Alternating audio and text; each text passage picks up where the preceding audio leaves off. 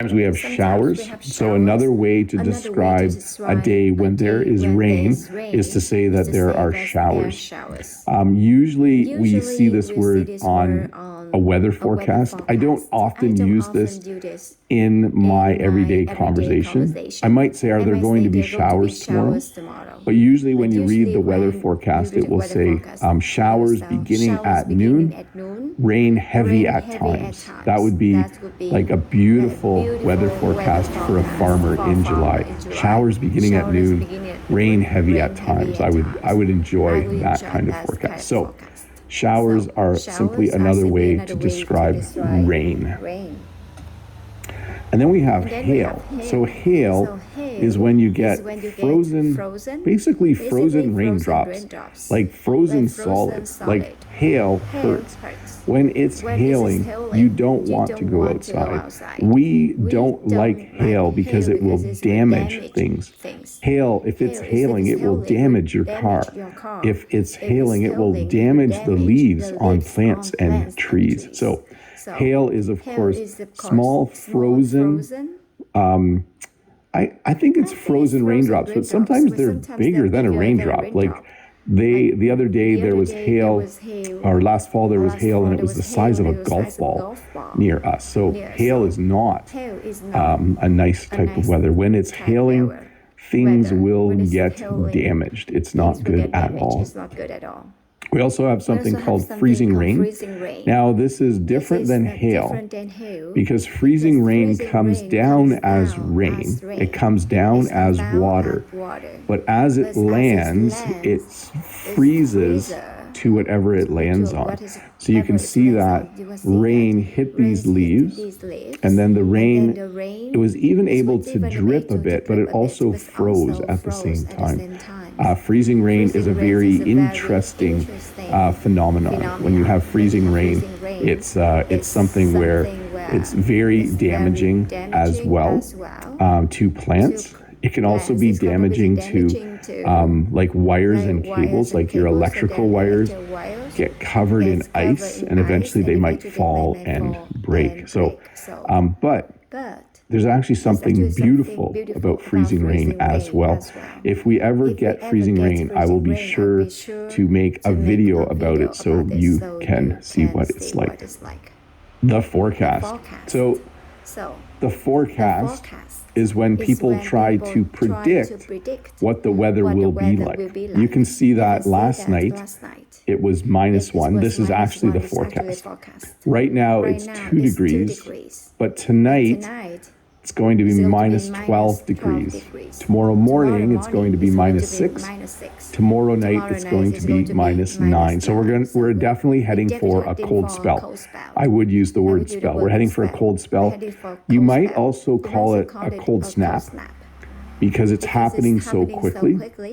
So when the temperature quickly goes from warm to cold, you might say we're going to have a cold snap, but that is the forecast. This is what they think. Chance of showers today, so there's the word showers, but tonight it will be snow, tomorrow sunny and -6 degrees, and then cloudy. I also want to talk a little bit about temperature here. You can see that it's going to be 2 degrees. We use the same phrase. It's sunny, it's 2 degrees. It's raining, it's 3 degrees. So you just say it's, and then the temperature if you're talking about temperature. I think I have a slide for that coming up. Probably this one, the very next one. So here you can see the temperature. I would say it's 2 degrees, and then I would say it's going to be -12 tonight. You also can see here the high and low temperature for the day. So often people will want to know what the high will be and what the low will be. So when you're talking about weather, if someone says, what's the high going to be today? They want to know how warm will it be. In the summer, you might say, oh, the high is going to be 30 degrees Celsius. What's the low going to be? It's going to be, well, in the summer, probably 18 degrees Celsius.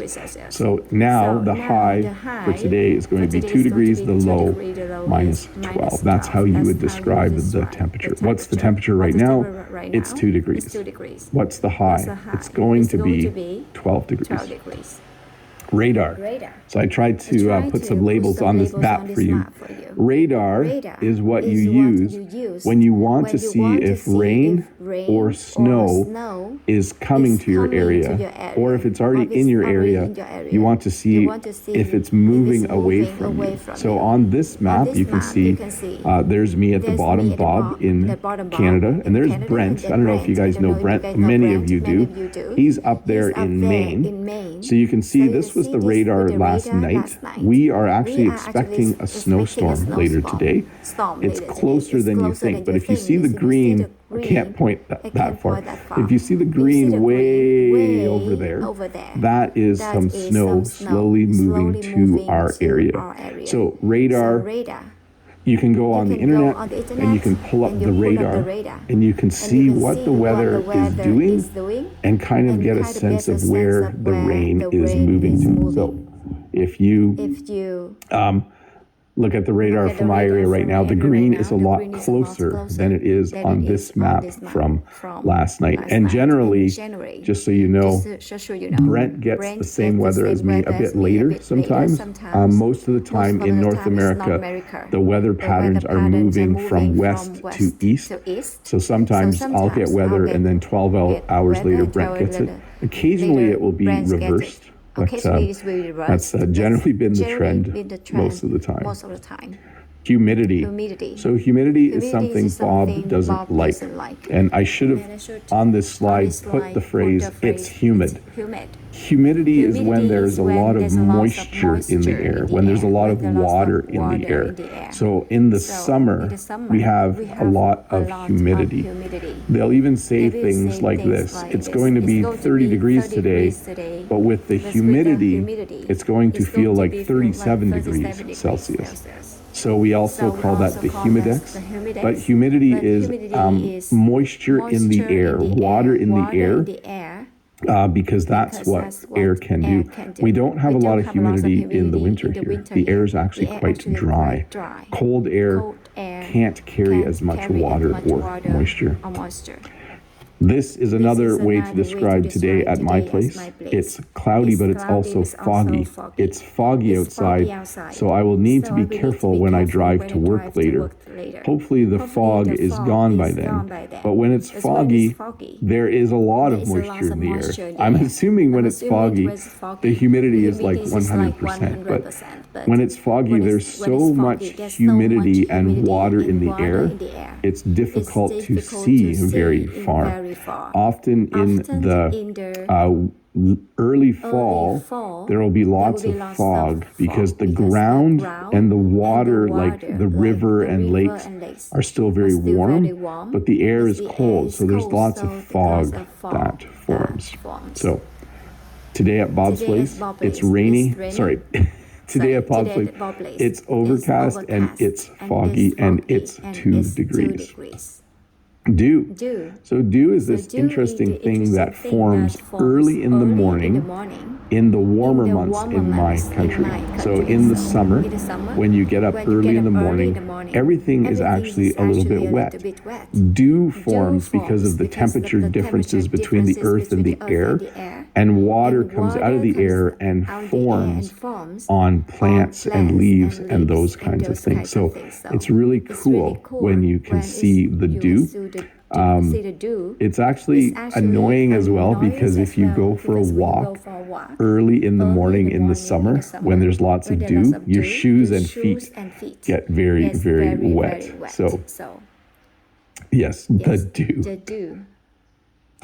And then there's frost. So frost is something that is similar to dew, except it is actually frozen because it's so cold outside. We generally only have frost in the fall, and then we have frost again in the spring, like more than once, but usually around late September, early October in my part of the world. When you get up in the morning, there will be frost. So things will have a small layer of frozen water on them. It's basically frozen dew, I think. And then also in May, when temperatures are going above zero during the day and like close to zero or slightly below at night, we will have frost in the morning. You might have to even clean your car windows because they will have frost on them. Thunder and lightning. So when I was a kid, I always loved thunderstorms. I liked hearing thunder and seeing lightning. A lot of times we would try to guess how far away a storm was. If we saw the lightning, we would count like 1001, 1002. And then when we heard the thunder, we would say, oh, the storm is 2 kilometers away. I don't know if there's any truth to that, but as a kid, we often would watch thunder and we would watch lightning and hear thunder. So again, lightning is an electrical release between a cloud and the ground, or a cloud and another cloud, and it shows up as a giant spark in the sky. There's a lot of energy in